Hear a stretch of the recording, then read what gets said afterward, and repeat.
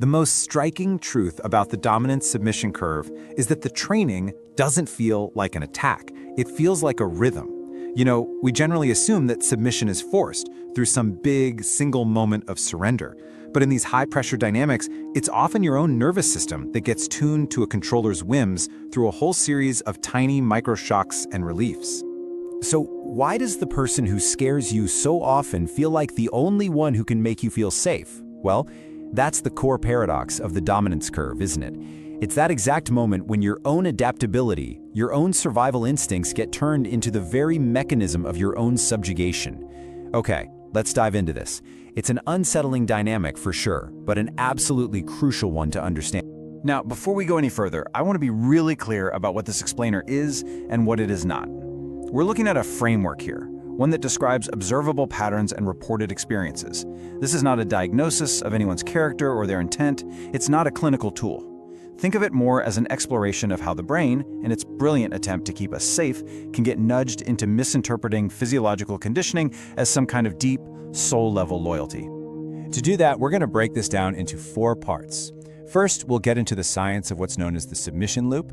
Then we're going to dissect the 3 key phases of this conditioning cycle: the spike, the dip, and the flattening. After that, we'll explore the biology of why this bond can feel so incredibly powerful. And finally, we'll look at how simple awareness is the first real step in reclaiming your nervous system. So, let's start with the science. What is actually happening in the brain and in the body when these patterns start to emerge? It really all comes down to a very specific rhythm of conditioning that creates what behavioral scientists call the submission loop. The technical term for this whole process is state-dependent conditioning. Now, what's really fascinating here is how it completely redefines trust. See, in a healthy dynamic, trust is built on things like consistency, respect, predictability. But here, trust gets built on a foundation of arousal management. It's like a controller learns how to dial your emotional state up or down, almost like a thermostat for your feelings. They create the anxiety, and then they provide the relief, which makes you dependent on them for your own sense of calm. This process systematically replaces your ability to make reasoned, independent choices with this powerful pattern of intermittent reinforcement, because sometimes you get the reward of their approval, and sometimes you don't. And that unpredictability, that's what keeps the brain hooked, always chasing that next moment of peace. So that's the academic definition, right? But what does it actually feel like to be on the receiving end of this? The internal experience usually isn't one of feeling trapped. It's often a really confusing mix of anxiety and, weirdly, intense devotion. This experience typically involves 2 recurring patterns that really take hold. The first pattern is the submission loop itself. This is a huge cognitive shift where you start to believe that your own internal peace isn't really yours to control anymore. It becomes a gift, a privilege that the other person can grant you when you've behaved correctly or just revoke at any moment if you step out of line. Your calm is no longer your own. It's basically on loan, and the terms can change without any notice. The feeling isn't, I am calm, it's more like, they are letting me be calm. And the second pattern is how that loop shows up in your body. It's called anticipatory bracing. Your body enters the state of constant, low-level alert.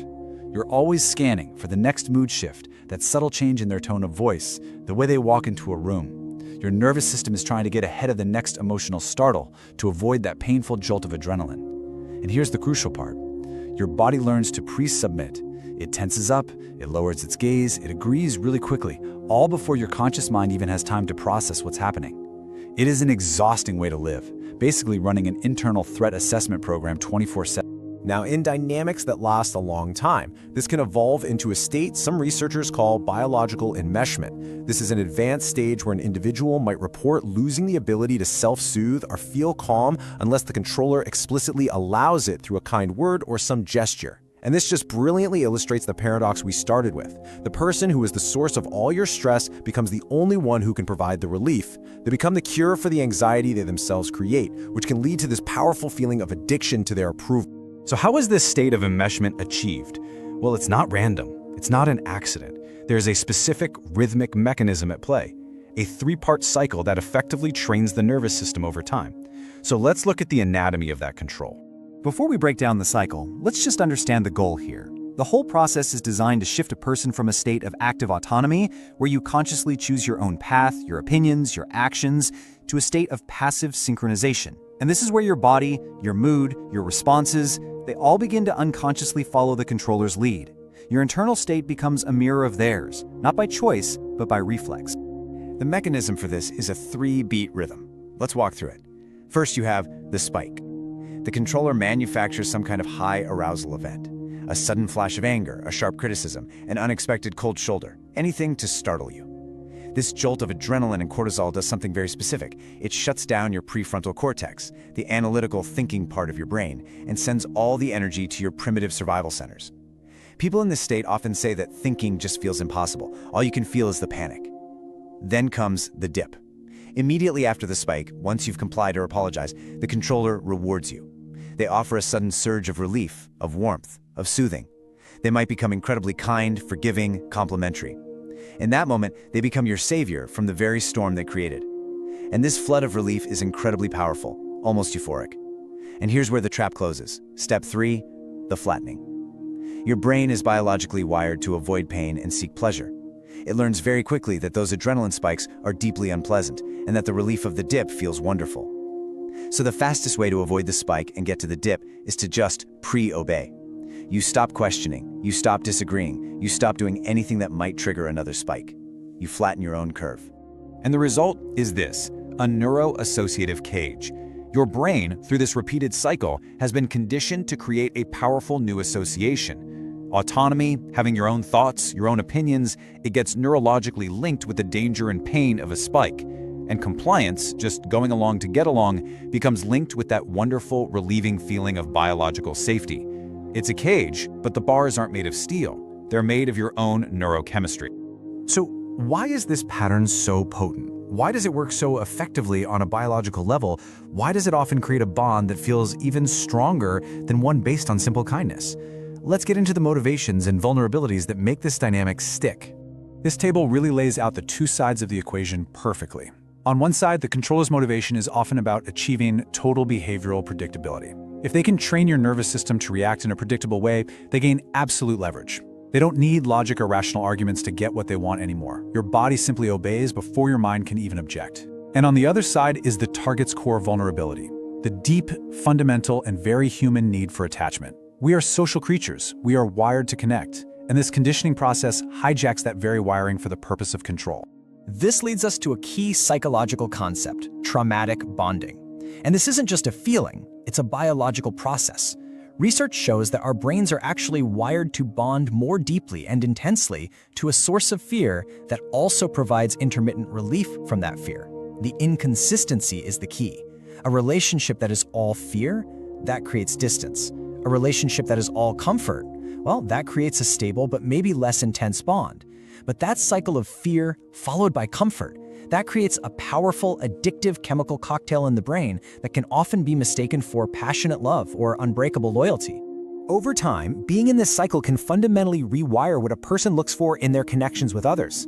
The nervous system gets so used to the roller coaster of the spike and dip that a stable, predictable, calm relationship can actually start to feel, well, boring, empty, like something is missing. Individuals can be conditioned to unconsciously value the intensity of the highs and lows more than the quiet predictability of stability, sometimes seeking out similar dynamics in the future just because it's what feels familiar. Okay, so after analyzing this entire mechanism, the most important question is, how does someone move from a state of bracing to a state of sovereignty? The answer isn't about winning an argument or staging some big confrontation. It's much quieter than that. It's all about awareness. So let's look at the steps to reclaiming your own nervous system. First, let's just set the stage. Awareness begins simply by recognizing the pattern for what it is. The goal here isn't necessarily to confront someone. That can often be counterproductive or even unsafe. The primary goal is to strengthen your own self-understanding. It's that profound realization that what feels like deep loyalty or intense love might actually be a learned biological response to a repeated startle and soothe cycle. Simply naming the pattern begins to rob it of its power. So here are two practical, internal tools you can use to develop that awareness. The first is what we can call the Adrenaline Audit. It's a simple internal check-in you can do anytime. Just ask yourself, in this person's presence, is my body bracing or relaxing? Is my breathing shallow? Are my shoulders tense?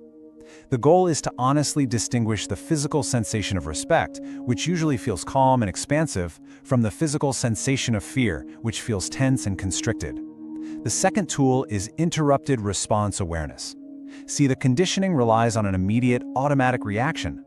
By training yourself to take a deliberate 10-second pause before reacting to any emotional spike, you create a space. That tiny gap is enough to interrupt the reflex, to let your thinking brain come back online, and to break that purely reactive, conditioned loop. Practicing these tools helps you cultivate the internal mindset captured in this quote. It's the realization of physiological sovereignty. I don't have to match your volume to keep my peace.